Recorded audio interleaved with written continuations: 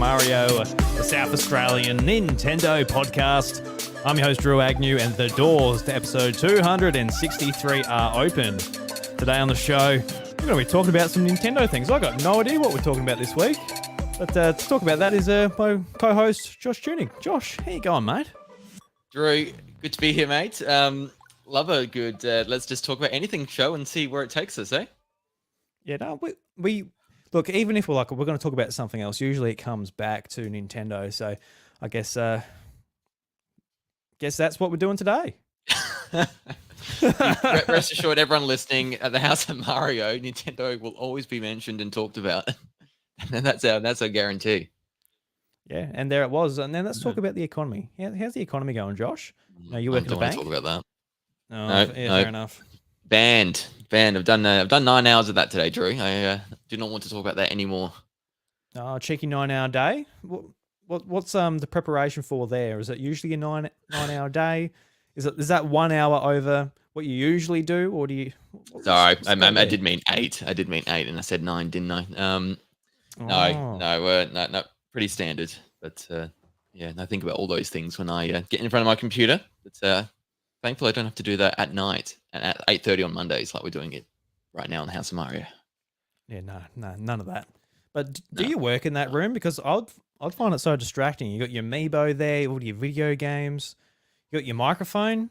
You feel like just whipping out and doing a podcast every now and again while you. Yeah, well, it helps because you can see it because you're looking at me. But when I'm working, I don't look at this stuff behind me. So that was my way of I can put some headphones on, I can do some work, I can ignore what's happening over here because it is very cool. And there is sometimes I'll just look at it and just stare at it in between things. But now I am facing a wall here. There's a bit of a divide, but I'm facing a wall just so I'm not looking at it, and it helps.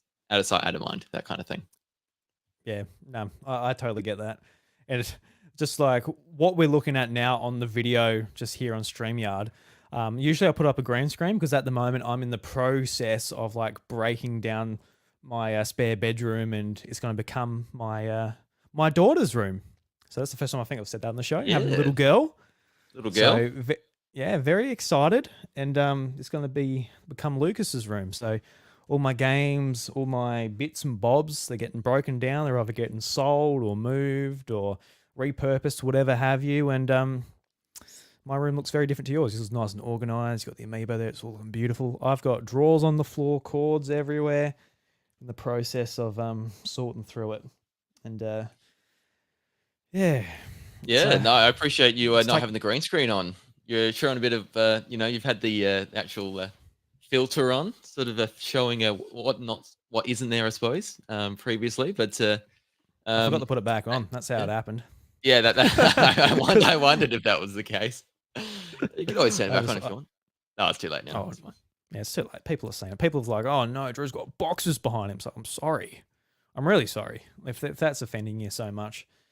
It is what it is. But it's a hell of a time to get into game collecting. You know, I'm going to collect some games. I've got nowhere to put them. Interesting timing. I'm going to buy a whole bunch of stuff, and then I'm going to lose the room I'm going to put it in. But it should be right. I don't know what you're going to do. Just going to line up your living room with the beautiful Wii games and all that. Get some shelves and that. And I've actually, you know how I was talking about it's a little bit addictive last week? Oh, yeah. Well, in the week since, I've gotten into PS2 games. So I got a bit of a story to tell about it, what happened yesterday. So yeah, I've decided to get into PS2 because I've been looking at GameCube a lot. I've got the GameCube set up to get modded when that mod becomes available to me. It's easy. You don't have to solder, don't have to do anything. You get access to playing digital copies of GameCube games on GameCube. It's all great. But of course I'd love the physical copy, but we all know how expensive GameCube games are in 2024. And the whole thought of putting together a GameCube collection sickens me. Doesn't sound fun at all. I don't want to be tracking down $500 copies of Pokemon or $150 for Paper Mario and all of this stuff. It sounds miserable. I'll just end up with a collection of like Shrek 2 and SpongeBob and stuff for like $30 here and there that I can find. Yeah. That'll be my GameCube collection. So I thought I'd pivot a little bit and go to PS2, where there's obviously like an amazing library, and a lot of those third-party games are on PS2. And I never owned a PS2 as a kid. I was always going to friends' places and playing theirs. So I have a little bit of nostalgia for a couple of games, but not one myself. So I looking around Facebook Marketplace a bit, I found a silver PS2 Slim with like it came with like a bunch of stuff I didn't really want. It came with literally like 7 SingStar games in the microphones, about 6 Buzz games with the Buzz controllers, and and like a couple of games that I wanted. It came with the Simpsons Hit and Run. And a few other things that were pretty cool. Yeah, I love the Simpsons Hit and Run. It's probably, I played that on PC actually when I was a kid with the mouse and keyboard, because I didn't have a console, and I was really into the Simpsons and I got it for Christmas. So I played that whole game just keywordy, or what's it called on the keyboard? Wordy. That's the one. Wordy, whatever. But like Buzz was great too. That was a great puzzle, not puzzle, quiz show game. And yeah, I was half thinking about keeping it. Yeah, I was half thinking about it. It's like, oh, it'd be cool to like give it a go, but yeah, and it's like, how many times am I gonna have people over who want to play Buzz? I'm like, hey, do you want to play Buzz? It's like, what the fuck? Do you know what year it is? You would. Me? We could do Buzz, and we'd have all these Buzz, questions from like 2000, like 21, 20-year-old questions about Beyonce or Shakira when she was doing things. I don't know, stuff like that. It'd be good. It'd be a fun time, bit of a nostalgic retro memory lane kind of experience. Why not? It would be good, but I have I've lined someone up to buy the Buzz and the SingStar. No, fair enough. Already hauling that off, giving it a bit of a flip. Yeah. Because the person I bought it off didn't want to split anything up. I'm like, all right, I guess I'm taking a crate load of Buzz and SingStar with me. So yeah, got the PS2, nice condition. It's silver. I was really looking for a silver one because for whatever reason I really love like the silver PS2, but in I guess the opposite side of things, I don't have any love for the silver GameCube. It's like my least favorite color of the GameCubes. I don't know why. Yeah. Just like the PlayStation Silver seems to tickle me a little bit more. Yeah. But, yeah. Mine's silver. It's I love it because it's one I bought. But yeah, I can understand the lack of appeal, the lack of fondness for that one, that color. Yeah. So I was largely looking for a PS2 because I decided to put together a little bit of an expansion to my gaming trolley. I've got one order that's built, and it's going to be like a retro gaming trolley with like GameCube, Wii U, PS3, PS2, maybe an original Xbox if I can find one, and if I can fit it, I'll put a Nintendo 64. So it will be like a expansion that I like roll in as well. I have like all the retro consoles on it. Yeah, so good. It is a bit of a nightmare to figure out how they're connected all though, because I'm looking into like the best video options, and like the upscalers are pretty straightforward, but trying to find like composite switches for a decent price is impossible. There's a couple of like really good looking ones, but you've got to import them, and it seems like a pain in the ass. So I'm like, do I just hook them all up just with cheap HDMI converters and okay? I might do that to start off with and work. Yeah. Nothing wrong with that, really. That's So you can play it and you can use it. So yeah, this has been a disease that's been spreading throughout the weeks. Starts off, I'll get a couple of Wiis when I want a red Wii, and now it's PS2, and Gen 6 consoles. You get on the original Xbox after this, for you? Is that where you're thinking next? Maybe if I get one. So what I'm doing with all these consoles, I don't want a black anything apart from my PS3 and Wii U. They'll be the only black systems, but apart from that, I want like either colors I really like or special editions and stuff like that. So if I get because black's usually the default one, and that's why you want something different. Is that the reason? Yeah, I think so. It's just a little bit boring. I want it to be like each one to stand out. So like my GameCube is Spice Orange, Wii's red, PS2 silver, then, like I said, PS3 and Wii U are black. Just that's what I've got. I'm not going to go and get another one. But as far as the original Xbox goes, I want one of those crystal Xboxes, like the see-through ones. There are the green ones. They're the Halo limited edition, but there's just like a clear Xbox. If you type in crystal Xbox, it'll come up, and it looks really nice. I think Bryce had one back in the day, when he got his original Xbox back when he was in primary school. Cool. Yeah, and it just looks nice. So, you know, a lot of the reason I want these on the shelf is just like aesthetic, because you can emulate these games easy enough and it's all fine. But it's all about, like, you know, having the console right there and the actual controller and all of that. Yeah. So yeah, looking forward to getting this retro trolley together. I don't know, it might take a while just getting all the right cables and everything, and the switches. And these aren't cheap, man. These are expensive. Some of these.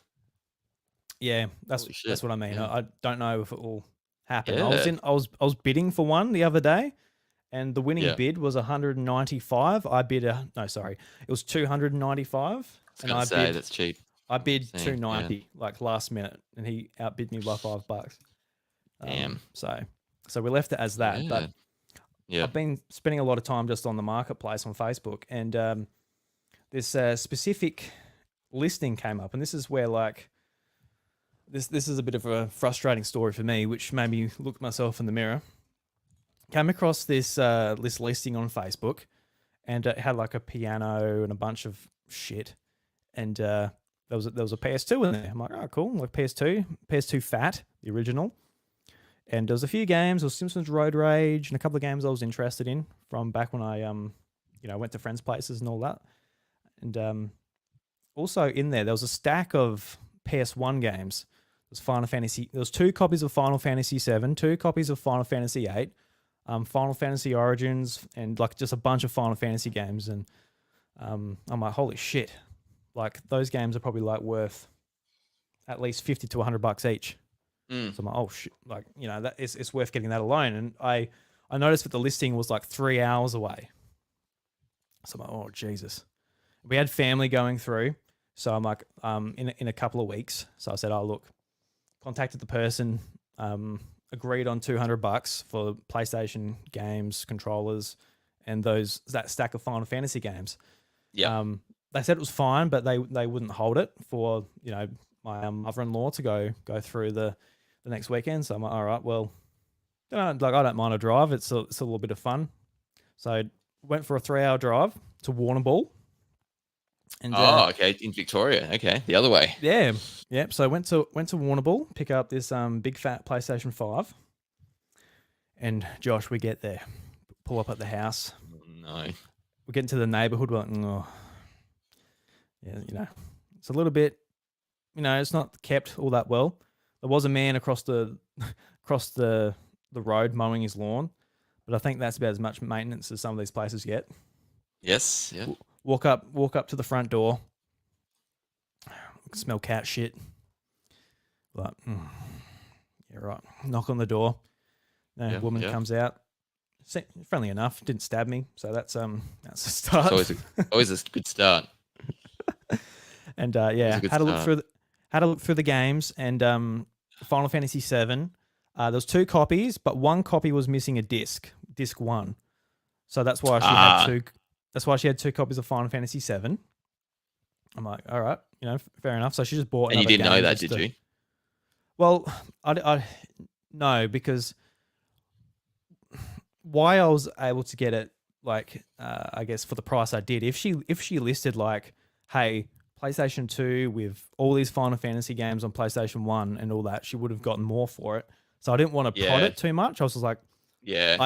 I knew I was taking a roll of the dice, especially with how far I was traveling, but, you know, it's kind of like just the fun of it in some ways. So let's go. This is 3 hours one way as well. I'm just looking at your trip. Yeah, absolutely. Yeah, 6-hour round trip. Oh my God. Yeah, and Chantel came with me. We went for a drive. Lucas was with his grandma. And so we agree on the deal, and go and have a look at the games in like a nearby car park. The cases some of them were in good condition. Other ones were smashed. Well, you can sort of replace those. PS1 games, they're so fragile. And the PS2 itself, man, she needs a clean. Holy shit. Like, I haven't even tried to turn it on because it will probably start a fire. Like, it is fucking clogged. Yeah, no, she's gross. And it's got like the person's initials engraved into the bottom. Like, oh no. And like some of the cases, dude, they are fucking filthy, disgusting. So in hindsight, would I do it? No, I probably wouldn't. But did I get a bad deal? Not too, with those PS1 games, not too bad. Not too bad. Okay, so you're happy with it. That's good. Because it came with Final Fantasy Anthology, which is it 5 and Final Fantasy 5 and 6, so ports from the SNES. Came with Final Fantasy Origins, which is 1 and 2, obviously from the NES. Copy of Final Fantasy 2 complete copies of Final Fantasy 8, and Final Fantasy 7 was might have been a couple of other ones in there, but yeah, I think like for those that's pretty good. But yeah, they're just gross. To the point where I'm going to clean up the PS2 and probably flip it again purely because it gives me the ick. I'm thinking about it. I was cleaning some of these games, dude. I was like, oh my god, it's fucking. No, you just like years of history that you don't know caked into these things. Yeah. So yeah, that was a lesson, education. And also I learned another lesson, and this is where the story gets even worse, Josh. No. There's a copy of Final Fantasy 7 where the case was good, had one little crack in the back, but apart from that, solid case, looked good. All good otherwise. Right, I'm like, let's give this thing a shine up. It'll look beautiful on the shelf. I might even get like a little protective case for it. I've got the rubbing alcohol, got the stuff to get sticky shit off, which I've been using on like all my Wii games, get the stickers off. Works a treat. Just do a bit of a wipe over with water on the front of the case, and there's some sticky shit on it. So what do you do with the sticky shit? Get your fucking sticky shit getter offer. Get that out. Yeah, I got one of those. Yeah. It works a treat. But I learned this the hard way, Josh. That sticky stuff absolutely fucks the plastic on PS1 games. Oh no. Did it destroy it? It gives it like a matte, cloudy finish. And I'm like, is it just like the glue like smearing over?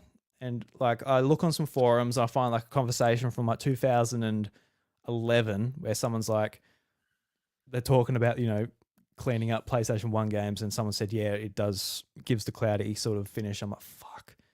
So yeah, I was pretty heartbroken about that. I went to clean like the one I was most keen to clean first, which in theory I should have just like tested it or some shit. I don't know, but I really wasn't expecting it to do that. Like I've been using this stuff on just your normal DVD covers with Wii and PS2 and all of that. So that upset me quite a bit. And even if I go to replace it, like these dual layer DVD covers, they cost a lot to get in. It's like a $50 case or some shit.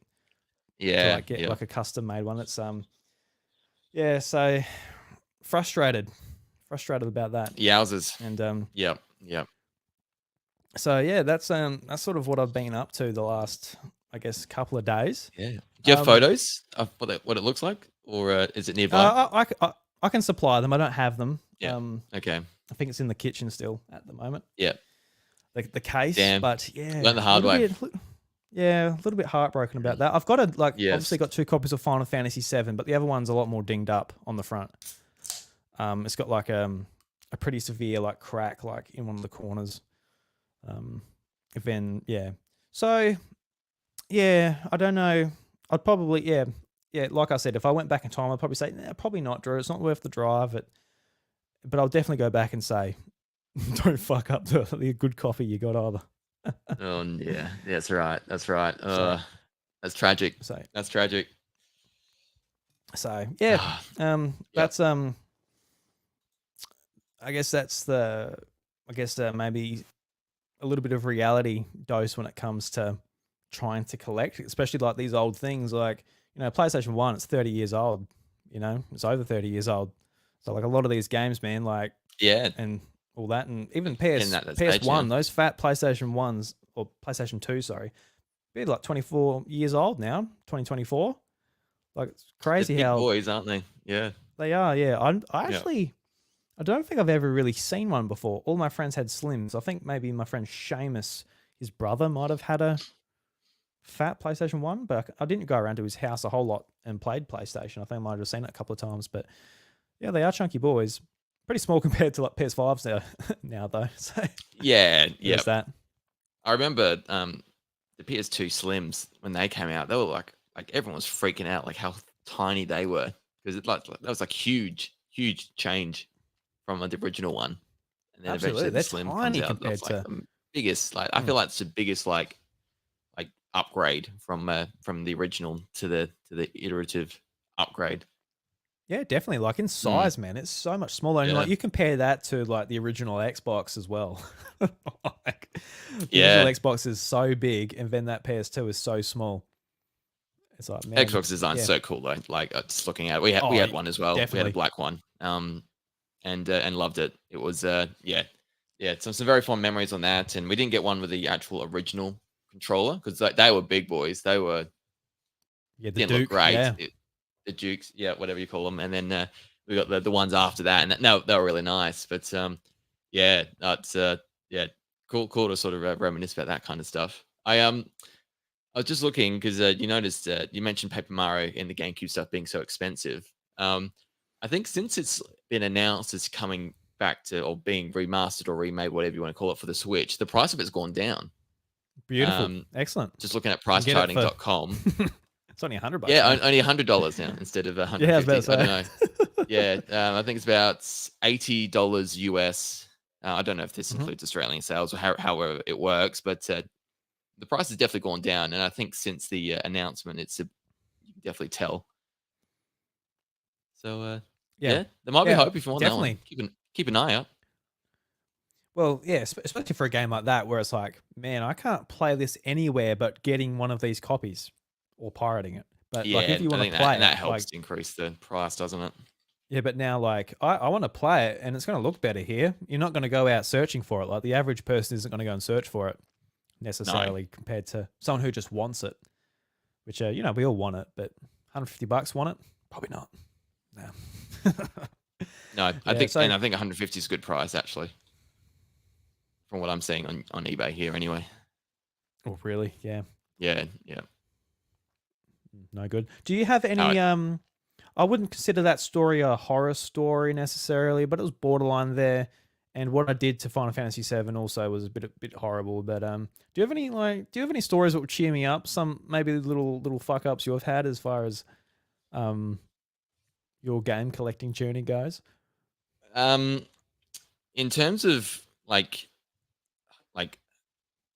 actually finding things, no, nothing like I've found something and then it's like turned out not to be the case. Had like we've had like the Red Ring of Death through our 360. We've had like our Wii stopped working at one point, and it was like sent it to Nintendo Australia, and they come back saying there was a foreign substance inside of it, and had to, you know, give us a completely new one. They couldn't do anything to fix it. But nothing when it comes to video games that I recall. No, my hunting's been a bit more stress free than yours. Uh, Helps being in Adelaide just because there's, you know, obviously Mm.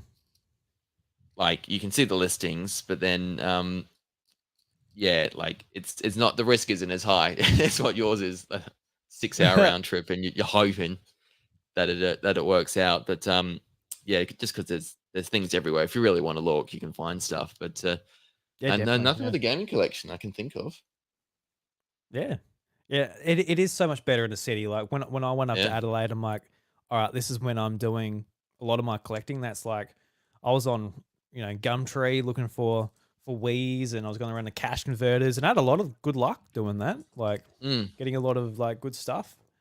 Um so yeah, it's definitely harder here because I've been going down a rabbit hole of I guess like retro video game collectors, game tours, all of that stuff. But I've also went down a different rabbit hole, which is something that's different to anything I've ever watched. But it's about like video game resellers, and it's been sort of, I don't know if it's come up after I met the guy who I bought some games off of, who is a reseller.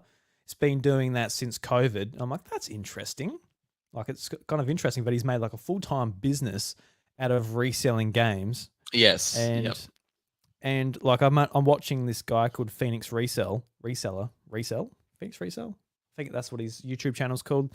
And he's done like, he's talking in his videos that he's sold like $3 million worth of video games within the last year, all this type of stuff. And it's like, it's his full-time job. He's got a employee, all of this stuff. And it's just sort of interesting how they do it.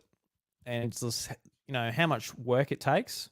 And you can imagine, like, if you have the stuff, if like you have people coming to you trading in GameCube games and all of this stuff, it would be, a little bit easier. But if you're out there trying to source it, especially like where I am, like if I said, oh, I'm going to do that, it'd be nearly impossible. I'll just have like a garage full of like Hannah Montana on DS. I'm like, yeah, trying to flip that shit, and all of the stuff on Facebook nobody wants, is trying to get rid of. No.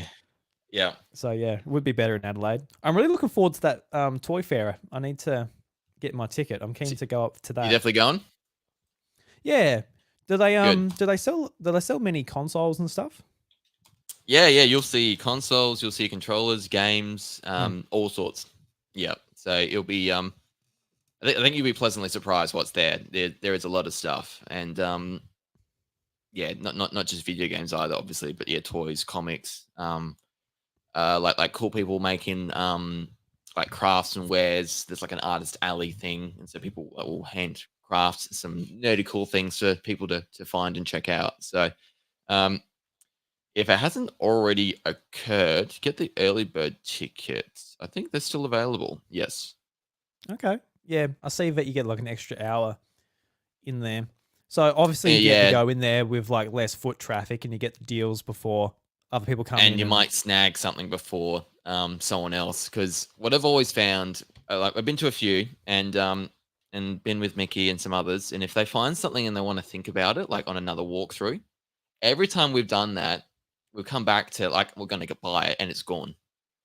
Like, it's just one of those, if you think you want it and you think you're probably going to lean towards yes, don't, if you're, you run the risk of like being pretty disappointed if you come back and it's not there, because that's happened to us every time that's happened. So either buy it straight away or be very confident that you don't want it. Yeah. Now I'm really keen to see it, because like in these YouTube videos, this I think his name's Caleb from Phoenix Resell. He goes to all of these different places in the US, like similar like conventions or whatever have you, where there's this bunch of video game retro sellers, and he goes around and he does mention that he's able to get decent deals, because I've always sort of been under the impression that you never get deals at these types of places because they're selling to the people who want them and they just jack the prices right up. But he seems to think that there is a deal to be found. But I also think that he's got like a decent sized YouTube channel, and he's got his camera rolling. So if you see that like, this bigger YouTuber's going to feature you and he's going to say nice things about you, you probably would give him a different deal, just, put it into your advertising budget. But when it's little Drewy rocking up saying, hey, can I get a copy of Pokemon Fire Red for $200? I was like, no. I need it. I don't know. Yeah, I think also people set up their stalls, they want to get rid of stuff. And, the less things they sell, the more things they've got to pack up, put in their car, and, less money in their pocket. So they want to get rid of things. They want to do a deal. So I think that always helps. And so if you're willing to negotiate, they want stuff sold, but also, if you buy multiple things, if you like bundle things, I think that helps too. And so if you see multiple things you're interested in the one vendor, just like literally talk to them, like be friendly, strike up get a bit of rapport with people. I think that actually helps. Like I've done it like just because like I didn't intend to get a better deal. Just talk to people, and they're talking about Sweet like games, and you're just like, yeah, you're just getting along, talking about things you have a mutual interest in, and then they're really good when it comes to the sale. And no, just take it for this amount. And you're like, oh no, you don't have to do that. But they're like, no, it's fine. And just happens that way. So yeah, it's not just people there wanting to make money and flipping it. It's people who just might be their one and only time there. They just want to get rid of it. So you just don't know. Yep. So yeah, there's definitely deals there if you look hard enough. Sweet, man. I'm looking forward to it. Yeah, because I think on my wish list, because I'll probably like make a list of some Wii games, some PS2 games, maybe the original Xbox game. I want to like look at like the more exclusive games probably for Xbox, like Blinks and a few of the racing games, all of that type of stuff. Blinks, so good, love it. Yeah, there'll be there's a lot of things you're saying there. I can recall seeing like those types of things. So yeah, definitely would definitely come. You'll like it. Nice, man. Do you have what's on your wish list? Because you bought a ticket. Are you just going to go there and have a look, or you got a couple of things you're kind of keen to put into your game room?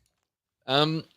I've been on box GBA games and Game Boy games have been my thing lately because I never properly collected for it. It was always one of those systems. I was very young, and it was like the annual birthday or Christmas present. You get something, and so that's been cool to sort of collect for them. So I mean, the GBA Castlevania games are what I would love to see. I've got the original first Castlevania, Circle of the Moon, or just called Castlevania here in Australia when it got released. But if there was a Harmony of Dissonance or Aria of Sorrow for something decent, I'd definitely consider it. But that'd be multiple hundreds of dollars. So they're not cheap.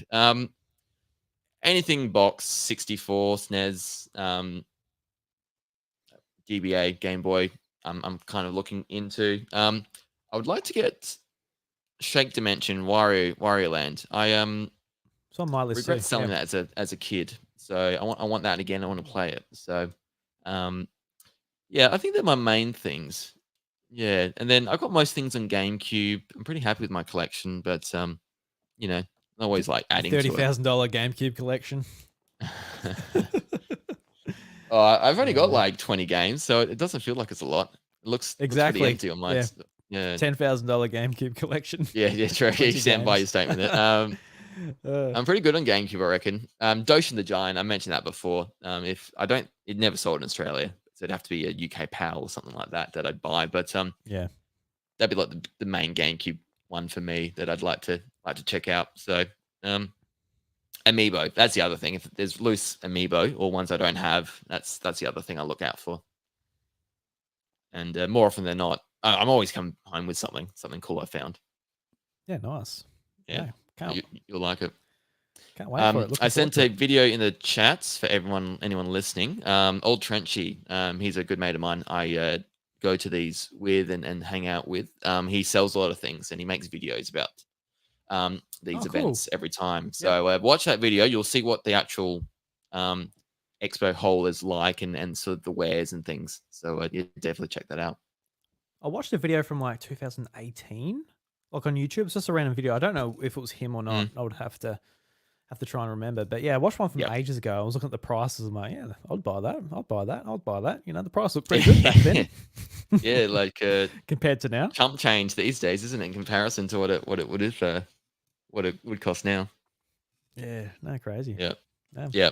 And I'll just ask for Sam as well. Sam in the Discord asked you whether you can get like walkthroughs and stuff like that, like if many stalls have those for games. Yes, I saw that this morning, earlier today, and apologize for not responding earlier. Yes, I have seen those. Okay, cool. Not something I'm looking for, but I do recall seeing them before. So yeah, there's lots of sellers, so it wouldn't surprise me if like there'd be Pokemon ones there for sure. Other Nintendo ones, definitely. Very cool. Yeah, I've still got my walkthroughs for like Ruby and Sapphire and Emerald, Fire Red Leaf Green. I got like Diamond and Pearl, like the complete Pokedex book, which is like real thick. Got a bunch of those still at my parents' place. Oh, nice. So I saw like the Emerald one, the exact one I had. I think it was like on eBay. It was like $50 or something. Oh, Jesus Christ. It's just like fine wine. That book's just aging. Just Pokemon Emerald, everything. Just so expensive. Yeah. Rightfully so. Good game. Great game. Great game. And a lot of people love it for a reason, don't they? Yeah. Yep. So what's the name of the toy fair, in case anybody's like, oh, might actually want to go? It is called the Adelaide Comic and Toy Fair. It is on twice a year, so about April and October. And so the one in April always is around Anzac Day, and the one in October is usually around the Labor Day long weekend here in South Australia, or the week before or after. It just depends. So it won't let me post a web link. I just tried to post a web link. I'll just type it in. But yeah, Adelaide Comic and Toy Fair. It's one of the newer ones. It's a great time though. There it is. Bloody beautiful. Bloody beautiful. Can't wait. Bloody beautiful. Huh? Yeah, not long now. Bit over a month. Yeah, we'll be coming up for that. And hopefully, like all this stuff I'm trying to get rid of on Facebook, I can buy some more shit. And if you can't sell it by then, you can take it with you. And a bit late to get a stall, but next time you could get a stall and sell at the event. That's the question I was meaning to ask you. Obviously, I'm not going to get a stall, but would they take trades? Like, it's like, hey, I want that, but I've got this game which I don't want anymore. And if they see value in it, would they do a trade? Is that something you've ever done before? I've never done it, but like these people would gamers themselves, and so there would be some that would be willing to do stuff like that for sure. Yeah, I'm getting rid of all my SingStar. It's probably less likely. You'd have to find something they really want. Just give them a box of SingStar. Can I have that for Xenoblade Chronicles? Wait, I've just got like a bargain bin of Earthbounds when I was in the US 20 years ago. Are these worth anything? And you want to trade? See how that goes. Yeah. I might be making $100. I'm selling an old GoPro from when I went on holiday in 2016. Somebody said, "Is this still available?" Yes, mate. She's available. Sure is. It's all yours. Go. Please buy. It's all yours, mate. Please. Yeah. Father God. Yeah. So, what have you been up to this week, Josh? I've talked a lot about what I've been up to, but what about yourself? What have you been playing? Yeah. Done my time with Side Order Splatoon 3, the roguelike DLC. So managed to finish that off, do all the runs and the last one as well. I was really getting into this whole loop of getting better, finishing the runs with all the different weapons, because they want you to do it with all the different weapons to get other unlocks and obviously get the last palette or weapon, they call it, with the sub-weapon options to finish it. And so it was super satisfying, these last few runs, just being hella strong, decked out to the wazoo, and just crushing these enemies that you just remember a week ago were causing you so much angst and trouble, and just now that you tear through them, you feel pretty powerful. So Nintendo did such a good job with this. And I'm so baffled they didn't promote this enough. They didn't talk about it at all. It was just a couple of little tweets. It was on the same day as the partner showcase, I believe, and so it got overshadowed straight away. And it's a real shame, because I think there's a really cool, unique DLC offering that I don't think a lot of people are playing. So love my time with it, and would definitely recommend anyone to check it out if they're even remotely interested. It's a good deal. Yeah, like, you're the only one I actually hear talk about it, to be honest with you. Like, obviously a couple of other like Nintendo content curators, but you're the main one who's talking to me about it. And I actually did end up getting the DLC. I didn't buy it. I did just request a code from Nintendo, and a few days later I got a code. So I'm like, cool. Like, I'm keen that you've sold me enough on it to be like, I'd like to try it, but I probably wouldn't have bought it still. It's still almost $40. But yeah, I'm keen to give it a go, and I guess I'll talk to you when I get my head kicked in, and I'm like, fuck. Yeah, we'll see. How do I do this? I'm not super good at Splatoon, and especially it's been a while since I've touched on it. But yeah, I'm keen to get back into it. How many more run-throughs with different weapons do you need to do? So it was 12 run-throughs you need to complete to pretty like officially finish it. Yep. Yep. So that's So what I yeah, did. that's what you've done. Yeah, nice man. Very Yep. good. So Yeah. obviously the getting to the first one's a hard bit, and then after that it gets easier because you know what you're doing, and every time you do it, it gets easier. I found that there were some weapons I didn't really like, and sort of I delayed them towards the end, and that helped me because by the time I got to them, I was even stronger, and so I had more upgrades and everything, and so yeah, some of those other ones I wasn't too keen on. Turned out to be pretty easy in the end when I did the runs. But no, they're pretty well balanced over all the weapons because the specials and then the sub weapons, you know, the balance is pretty well there. It's not like you're going to be too short ranged in terms of your damage and things you can do. And then I found some of the harder to control weapons get balanced by the really good specials that absolutely dominate and destroy the enemies when you're playing against them. So yeah, I've been keen to know what you think of it when you do check it out. Yeah, I'm keen to give it a go and get back into Splatoon. I've got such good memories of 1 and 2, and I played like a bit of 3, and I enjoyed it. It was more Splatoon. You know, for me, I can't pick up on the intricacies of how like the small like modifications to each weapon and that have changed since the first one. But yeah, I was enjoying it. I think my OCD just kicks in. Splatoon's like such a bad game for OCD. Like when I'm playing like the story mode and I'm just like I color in the whole area before I move on and all that. I just got to color it in. It's Oh yeah, yeah. it slows me down. I like doing the roller for that reason because I like Yeah. the painting and not knowing you can win games online, not just being attacking all the time. You can sort of fortify your base and do your charges late and still be able to win it that way. Yeah, big fan of the roller for that reason. I played the roller early Splatoon days, but I think I moved away from it. But I forgot what weapon I was using, but it was just like one of the guns. And like I'll be swimming through to get to the front line after I respawn, but I see like a little bit that isn't colored in. So then I pop out and color it in and keep going. Like I can't not. It's just like that bit's not colored in, or it's it's rough. It's rough out there. I had to learn that there's a balance between you got to ink things quickly, obviously, to get your specials, and then these specials you can use and charge forward and hit your enemies, and or you can be a bit more braver, go forward with them. If you think you're going to get hurt, use your special to make yourself immune at that time, and either kill the enemy or hide away and live to see another day. Because if you keep constantly dying, that's definitely not helpful for you winning overall. Yeah, no, totally. Just my brief experience in my, or I call it very amateur playthrough whenever I do play it. Yeah, that's something I've got to move past. But yeah, I can't help it. It's colored in. Can someone get that, please? No, see, like a roller just like there's a roller just like dazing out over the sides. Like, man, that's your job. Fucking color that in. I've got to be at the front. I can't be back here with you plebs. I've never said that in Splatoon in my life. You plebs. No. But I've got to do this weekly. I've got to put the pressure on. Prince of Persia. Have you gotten back to it? No, I haven't. I need to. I need to, and I will. This week's because I've started like Mario Golf and Pentiment, and then Pepper Grinder will be soon, and then Princess Peach Showtime.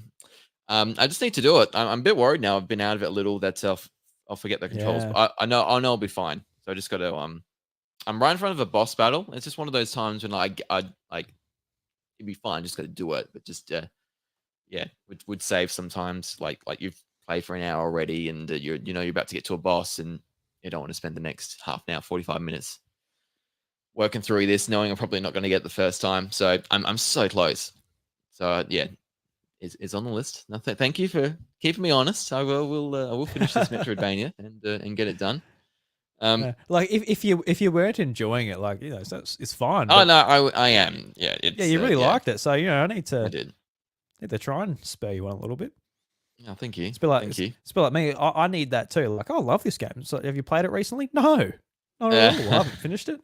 I've got plenty of games like that. Don't you worry. There's so many shiny new things, like the Mario Golf NSO drop. I'm like, I want to check this out because it's golf and RPG, and I love golf games, and obviously the everyone talks about these Game Boy games and the Game Boy Advance one, I think, as well. So that's been surprisingly fun.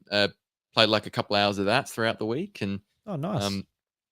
like I had to I entered a tournament which you can do early on and all that kind of stuff, pretty standard stuff. And then I go to try and hit the ball.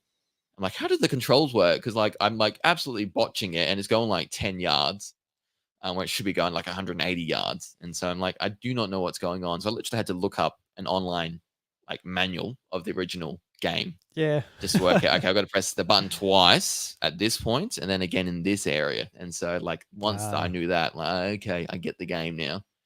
And I was fine from there. These old games just rely so hard on you having the manual. Yeah. Because so, on the Wii U, the Virtual Console, you actually were able to look up the manual, weren't you? It was so good, wasn't it? Not so much on these ones. Yeah. I would love that feature. I'm surprised they didn't bring it over for NSO. Just not just obviously look the practical way of looking at the controls and understanding how to play the game, but just seeing the cool artwork sometimes, just reading through it, flicking through it was always a fun time. So upgraded NSO on Switch 2. Yes, please, to manuals. I think that would be pretty cool. that's the upgrade we get. We can look at manuals. Yeah. Hell yeah. That's a lot of the experience. Like a lot of the experience is the game, but there's also like the manual, the box, and the controller as well.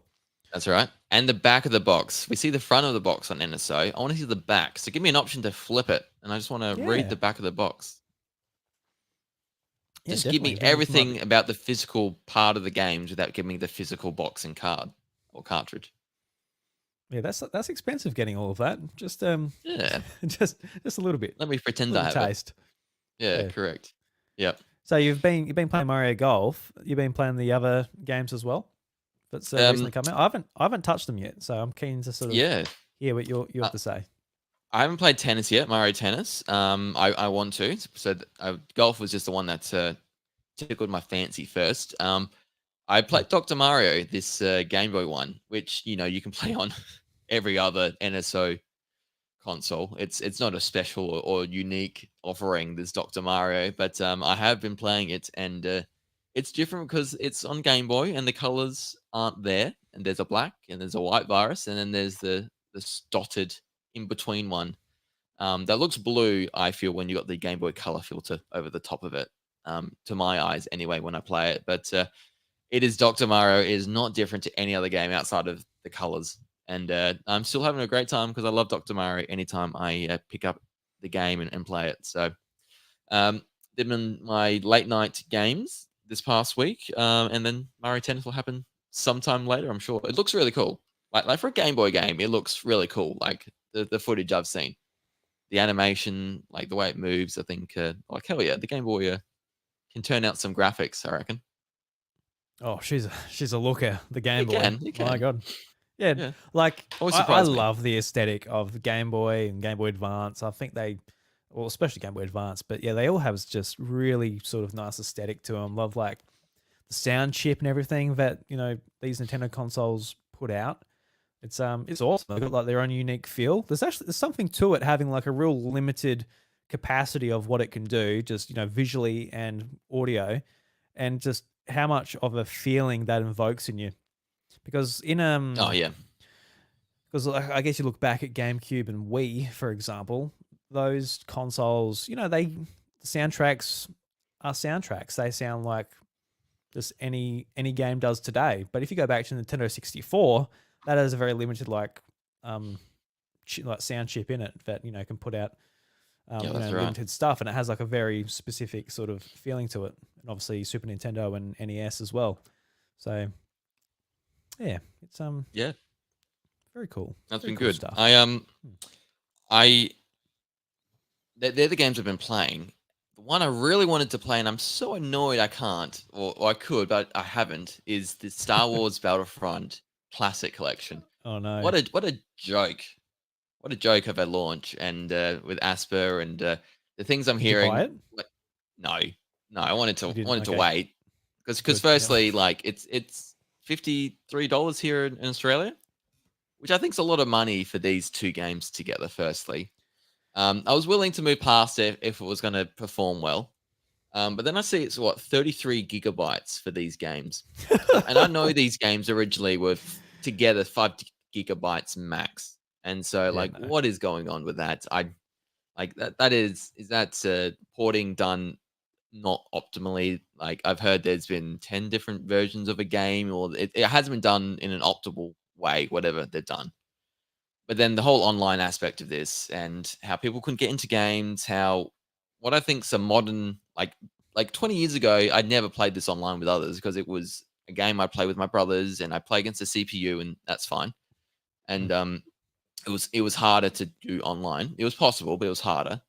But these days, you like it's one of those games like, well, I want to play online with others now because the infrastructure should be there and like it's like an old game fitted into what we can do online these days. That sounds great. Let's relive my childhood in a slightly different way. And just all the horror stories I'm hearing, all the Steam reviews, everyone's downvoting it just because it's like just doesn't work. Just absolute shame because people love these games. I love these games. They're like childhood games for me. Something I really wanted to play and check out, and I don't know if I will. I'm gonna have to wait until they fix it, and maybe wait for a sale now as well. I don't know. I thought I'd be playing it this week.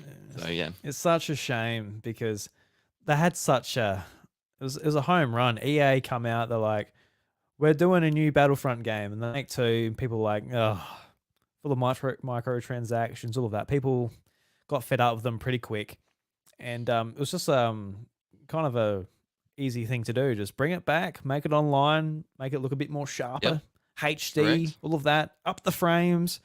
And I guess a few of those things they've done if you want to play single player. But yeah, no, it's a shame. And just the fact that it's twice the size of Tears of the Kingdom, these PlayStation / Xbox games that fit onto a DVD each. That's horrible when you put it that way. Yeah, that's crazy. Like these games fit on a DVD. Like, yeah, no, it's embarrassing. Like, Aspyr get shit together, and it's not the first time they've sort of flopped out one of these Star Wars games because they're the port house that port all of these Star Wars games, and they were going to do a full remake of KOTOR, and that got taken away from them after PlayStation basically saw what was going on behind the scenes, and you can see why. This is a standard port of Battlefront 1 and 2. Imagine what the fucking fully remade KOTOR behind the scenes looked like. Just imagine one of the most beloved BioWare games of all time. Yeah, I think. Yeah, I think that would have really been a natural bot job if they continued down that path and delivered what they delivered with this. Because it sounds like it might have been something similar. Even KOTOR 2 had problems on Switch, if I remember. There was something odd with that game too, and people. Yeah, and then I think they promised the some DLC was going to come, and it didn't come. Yeah, it was like the mods that were available on PC to give it like a true ending or something like that. I'm not familiar with those games. I haven't played them. Getting on Switch is not the optimal way. Yeah, I never played KOTOR before, and I want to. So it was. I would too, do I wait for the remake, which I don't know. It might happen through someone else. I might have heard. Yeah, it's gone to another studio. I've forgotten their names off the top of my head, but it's within like, was it Private Divisions or someone else? Yeah. So so it's still got some hope and some life that's going to come, which will be cool. Yeah. So, but that'll be years away still. So whether I just pick it up, play the first one, yeah. I'll finish Prince of Persia first, Drew. I'll finish Prince of Persia before. Do that first. Yeah. You're getting some DLC for Prince of Persia too soon, apparently. Yes, I saw the roadmap. They're supporting that game a lot. So there's a lot of like a boss rush mode coming, similar to what Metroid Dread did, and then some really mysterious DLC later this year that they said little or no details on. Just look out for it later this year. Maybe I will. Maybe I will have a bit of a gander. Cool. What's going on in Prince of Persia? Go back to it. I was in Big W the other day, and I did see the game is down to $50. I'm like, it's going down. I did see what a Ubisoft game's gone down. Is that crazy? Crazy What? concept, yeah. A No few way. months after it comes out, it's Holy, already on holy, sale. It's holy, already holy shit. yeah. Yeah, there you So go. by the time this DLC comes out, you'll be able to pick up a nice cheap copy.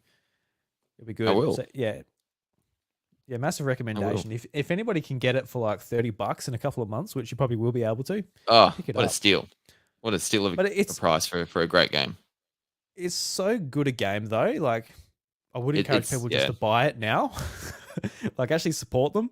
Like this is the studio that's in charge of like Rayman and the UbiArts games and Prince of Persia, Montpellier, like wasn't the it? previous The Prince ones of who made it? Persia's. Yeah, Montpellier. Like Yeah. some just like Ubisoft's like best team. Like I want them to be able to do what they want because what they do is amazing.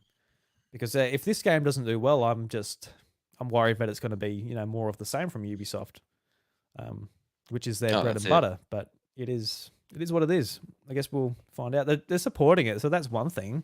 Yeah, I'm surprised they're still supporting it because I didn't think the sales were great from what I saw. So yeah, yeah, they could have just pulled the plug and allocated their resources for something else, but now they're committing to it, so it's good. Bloody beautiful, absolutely. Beautiful, yeah. Yep. I don't know if I'll go back for the DLC. I'm not sure.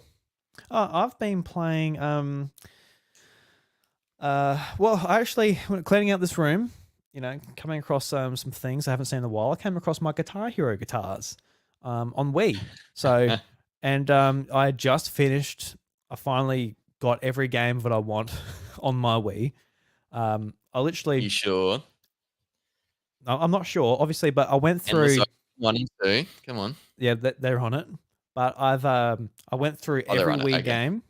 Went through every Wii game alphabetically on a ROM list, looking at them, seeing what they are, and like if I was a little bit interested in, I'll download it. So I've got like 140 games on the Wii. I've ripped all of my discs. Like I went through and ripped all of my discs, and then the other games that I wanted, I went and found a copy, put it on the Wii. All runs off the SD card. And I ripped the Guitar Hero games that I wanted, and I ripped the ones I didn't have, and including Rock Band 2 and 3, which work with the Guitar Hero guitars. So I'm like, cool, I've got some songs to play. So I jumped into Guitar Hero Greatest Hits. I never had the Greatest Hits. This is when I already bought like a few Guitar Hero games. I'm like, crossed Activision, how much money do you reckon I have just to get more Guitar Hero? I bought like the $500 fucking band kit. Like, calm the hell down. I didn't. My mum did for Christmas. But yeah, I was playing that and I started off. I'm like, it's been years since I played Guitar Hero. Holding the controller, how'd it feel? the left hand. Yeah, it was like, oh look, my fingers just don't move that fast. So jump into a song and I'm like, I can barely hit a note. I'm like, I am so bad at this. Like I put His old man, nearly 30-year-old hands just can't keep up anymore. Yeah, can't keep up. But I was like, I usually, when I was a kid, I was playing on hard. I wasn't an expert, but I was playing on hard. I wasn't medium. Yep. I was a good Guitar Hero player. I remember Bryce, he was a really good Guitar Hero player. And my friend Ash Wallace, who I do Crack and Furfies with, he was a really good Guitar Hero player as well. But so I put it down to medium the first go, and I could barely hit a note. I was failing songs. I could barely hit it. I'm like I know, like I'm a really rusty to the point where I've barely got any sort of just like feeling in my fingers. But I'm not this bad. So I went and calibrated it. I'm like, oh, fixed it up straight away. I'm like, oh, thank God. It wasn't just me. It was the fact I was on a HD TV and my game wasn't calibrated.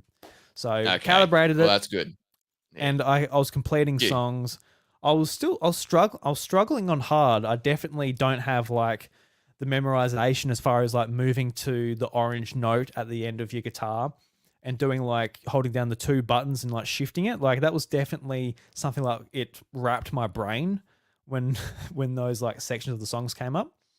But I was having a lot of fun just going back to it, getting sort of back into that rhythm.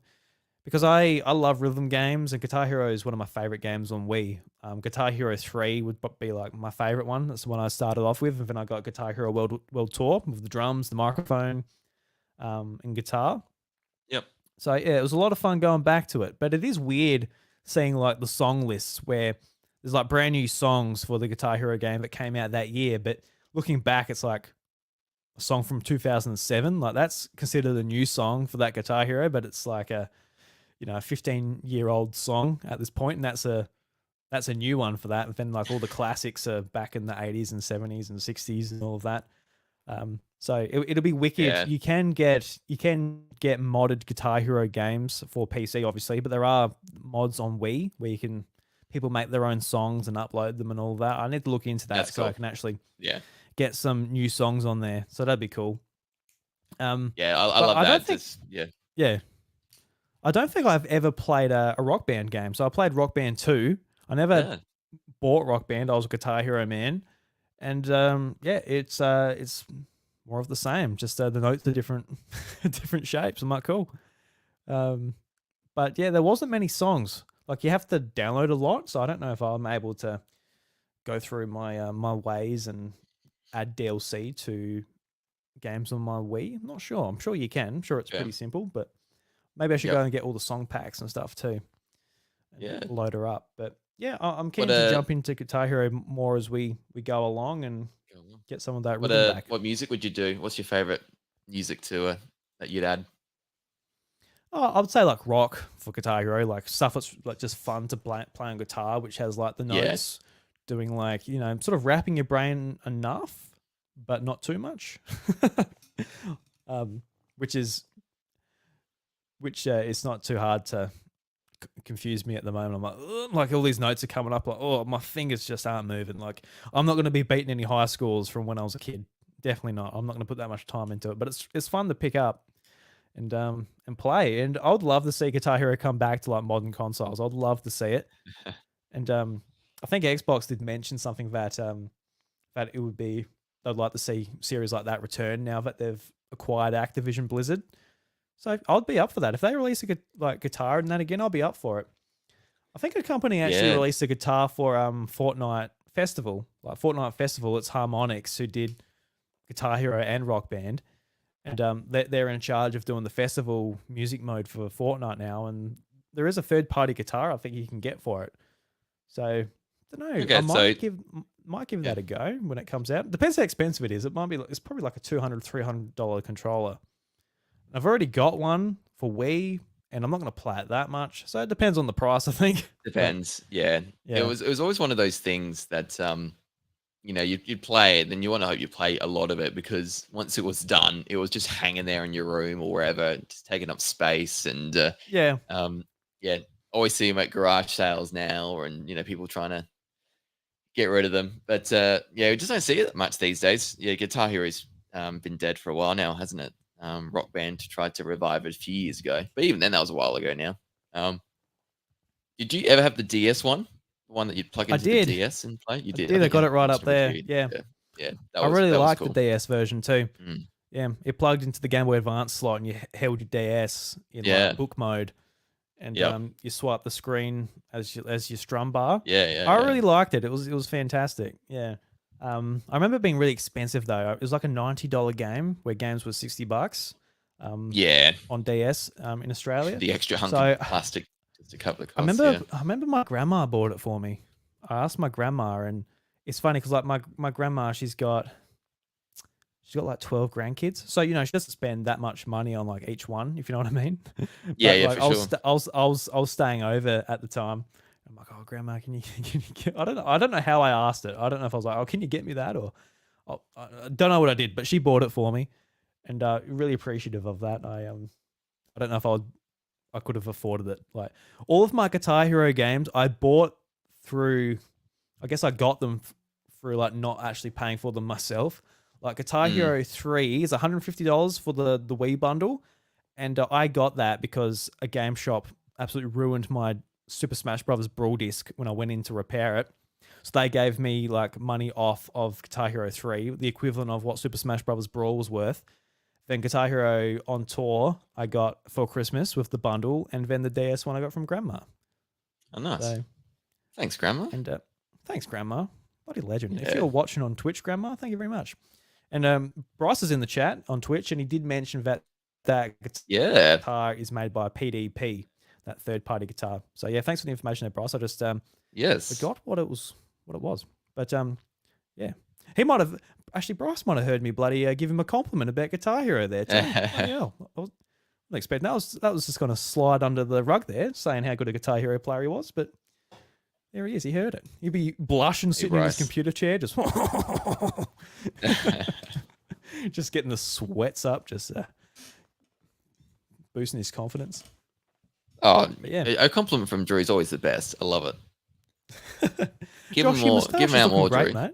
Thank you. That's what I do. So hard to get it out of you, mate. It's waiting for you to say it. I appreciate it. Thank you, man. So your ears are looking so cozy in those headphones too. I bet they're so snug. Sweating a little bit, but I bet they're happy. They stick out so much when the headphones aren't on. So feel like you're reversing your earlier compliment for me. So thank you.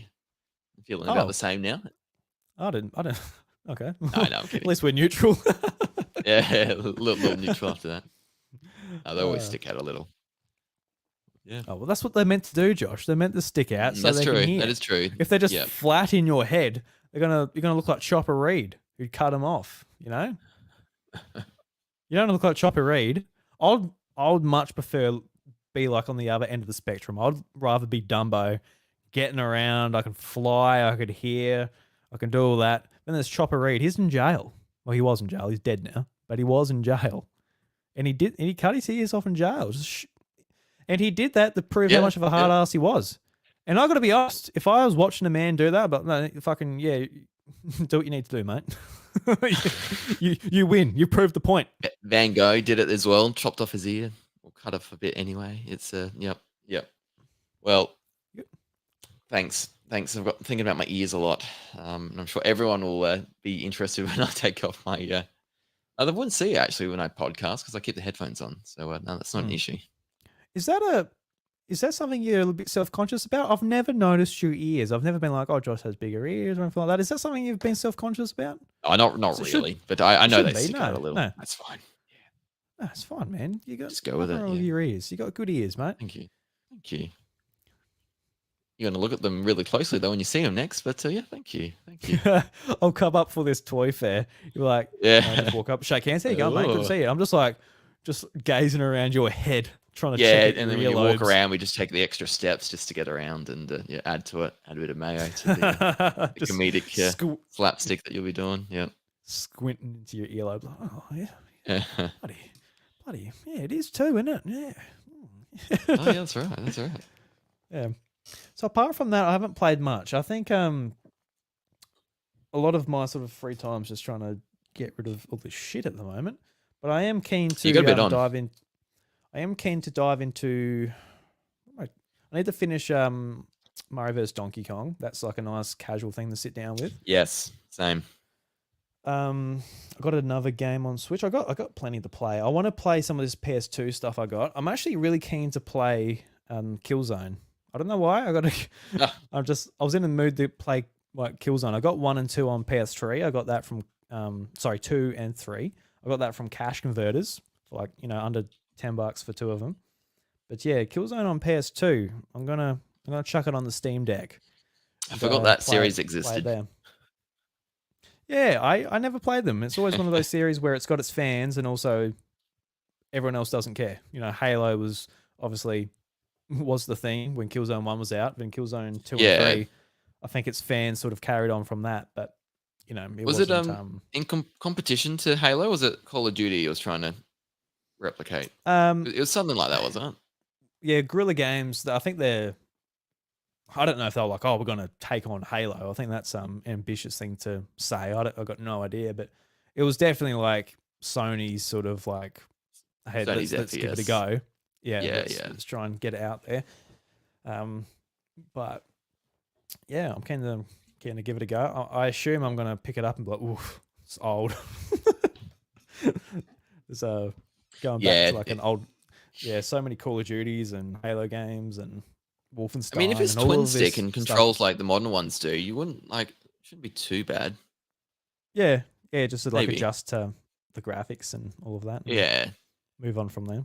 Sensitivity of it all, maybe. Yeah, so I'm gonna give that a go on Steam Deck. Maybe I want to pick up a copy of like those PlayStation 2 exclusives. at the toy fair, like Killzone and the Ratchet and Clanks. Yeah. Jack and Daxter, all of that stuff. That's what I'm sort of targeting. And I think for like all of these consoles, I don't want to exceed 100 games for each one. 100 games is a shitload, but especially like PS2, like you pick up a couple of bundles here and there, you'll get there quick. But so there'd be hundreds on the PS2, wouldn't there? Be so many games. Yeah, no heaps. So like I think for Wii and PS2, they're the ones I'm sort of looking at just because they're relatively cheap at the moment, and I want like a very like I guess customized sort of collection. Like if I like, I don't know, get an extra game thrown in, maybe like a Iron Man the movie or something, which I do have, like, that's not staying, that's going type of thing. I don't want like clutter in there. No, yeah. Well, buy them in bundles when you need to, and they won't separate it. But if you don't need it after that, sell it. Leave some space for some other things, though. Absolutely. So yeah, that's what I've been up to this week. I'm just sort of trying to get all my shit out and all my stuff on the gaming trolley, and hopefully I will pick up my Switch again soon. But might be just some more Guitar Hero or something. Yeah. It's also hard. I can't put on headphones when I play the Wii, so it's a little bit harder. Clacking the guitar and playing the rock music. I can't put headphones on. Getting a bit of a noise disruption from the clacking to what you want. Just play that in bed next to Chantel. She's trying to sleep. Oh man, yeah, sleeping on the couch. That's one way to do it. Yep. Yeah. Jeez. Man, well, I reckon that brings us to the end of the show, Josh. Anything else you feel like saying before we say au revoir? Yeah. Check out my show Nintenvania. I had a guest on yesterday. Episode's on now. I had Eric from All End Podcasts, and we had a really good time yesterday. Talking about Mario Day. So I'm fortnightly, so obviously Mario Day was the other week, but just went through all the announcements, but also the history of the day. So we had some fun. Talk about what Nintendo's done in the past and why it's probably shaping up to be a big thing going forward, like Pokemon Day and all of that. So check out anything that I do through Nintenvania as well. Yeah, and great episode. I think, an hour into the show. I was listening to it while I was chucking up some Facebook Marketplace posts. Oh, thank you, mate. So yeah, great episode. And Eric is fantastic. I love Eric so much. He's so knowledgeable about video games. It's crazy. And Seth as unreal. Well, like all yeah, fantastic. But both of them together. Like I think I mentioned it. Like it's not just Nintendo, but they just love video games. And Eric does an indie sort of showcase every episode on the show as well, and on their channel with his. He told me about his Quarter Circle Forward fighting games content he does on the channel too. So, he that does a lot outside of his day job with all this stuff. So my hat's off to him and Seth, and support them if you're interested in Nintendo stuff as well. You'll love what they do. Yeah, absolutely. And you got to take my hat off to you too, man. Like what you do with your show, having like guests on each week, absolutely fantastic. So if anybody hasn't heard it, please go and check out Nintenvania. And that was something like I was considering when Josh was joining the show. Like I do a Nintendo podcast as well, so I don't want the House of Mario to take anything away, and I don't think it has. I think it's it's just like a fun hangout here, and then Josh can meet people and all of that he's been doing over there, and it's been working out well. Yeah, I think it kind of compliments hasn't been getting in the way of anything at all. So no, it's worked out, and absolutely honored to be on here every week. It's definitely something I look forward to, mate. Yeah, me too, man. It's been fun. And just before I go, I just want to say thank you to everybody that's been here live on the YouTube channel or Twitch or even X. That allows you to live stream too. Looking at the little like 28 or something on there. 33? Yeah. Is that what I'm saying? It says 37 on top of mine. I don't know if that's right, but even half of that or a quarter of that's pretty cool. So, yeah, thanks to Robbie Bobby Miller and Bryce in the chat. Really appreciate you both. Yeah, thank you. Everybody else that's been watching. But considering we don't advertise it, we just go live. I think that's pretty good. Yeah, we don't advertise at all. No, like I don't want to. I don't want anyone's expectations to be up there. When I finally get organized, Josh. When I'm finally organized, I don't know when that will be. Next week. years time, I don't know. A week I'll after, advertise maybe, it I then. don't know. Yeah. When I have like a nice, smooth, organized layout and everything, I might post about it then. But You know, it's not like you've got anything really life changing coming up in the next 3 months or anything. So we'll see how we go. But no, I love it. Either way, mate. It's always a good time with you, chatting with you anyway. Absolutely. No, I appreciate it, dude, and appreciate you guys. But till next time, Dorsey House and Mario, they're closed. It's time to go. See you guys.